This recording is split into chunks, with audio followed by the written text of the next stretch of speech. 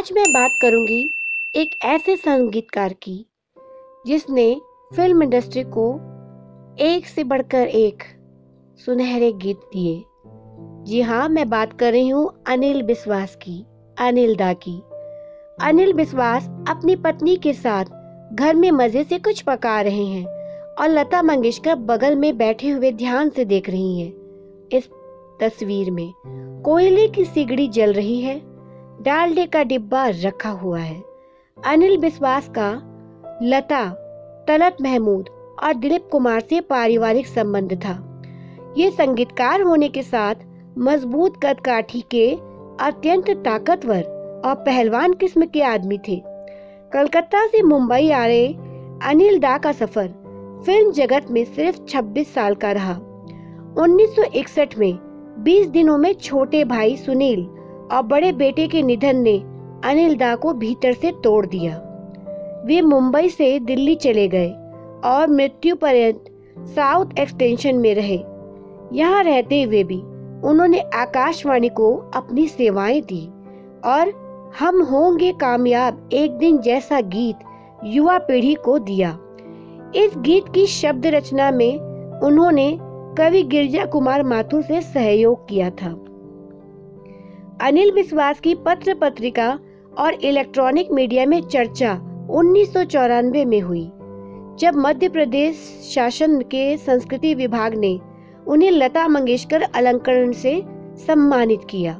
लता मंगेशकर अपने गायन के आरंभिक चरण में गायिका नूरजहां से प्रभावित थी। अनिल दा ने लता को इस प्रेत बाधा से मुक्ति दिलाकर शुद्ध सात्विक लता मंगेशकर बनाया।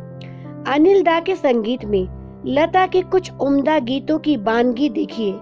मन में किसी की प्रीत बसा ले, बदली तेरी नजर तो नजारे बदल गए, रूठ के तुम तो चल दिए। स्वयं लता जी ने इस बात को स्वीकार किया है कि अनिल दा ने उन्हें समझाया कि गाते समय आवाज में परिवर्तन लाए बगैर श्वास कैसे लेना चाहिए। यह आवाज तथा श्वास प्रक्रिया की योग कला है। अनिल दा उन्हें लतीके कहकर पुकारा करते थे। इसी तरह मुकेश को सैगल की आवाज के प्रभाव से मुक्त कराकर उसे मुकेशियाना शैली प्रदान करने में अनिल दा का ही हाथ है। तलत महमूद की मखमली आवाज पर अनिल दा फिदा थे। तलत की आवाज के कंपन और मिठास को अनिल दा ने रेशम सी आवाज कहा था। किशोर कुमार के फिल्म फरेब में अनिल दा ने संजीदा गाना क्या गवाया, आगे चलकर इस शरारती तथा नटखट गायक के संजीदा गाने देव आनंद, राजेश खन्ना के प्लस पॉइंट हो गए।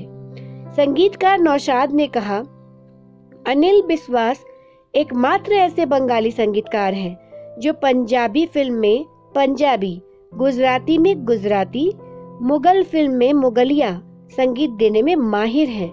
वे कीर्तन, जत्रा और रविंद्र संगीत के अलावा भी हिंदुस्तानी संगीत को बखूबी समझते हैं।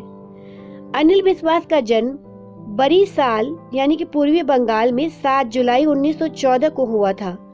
4 साल की उम्र से वे गाने लगे थे। किशोर उम्र में देशभक्ति जागी और स्वतंत्रता आंदोलन में शामिल हो गए।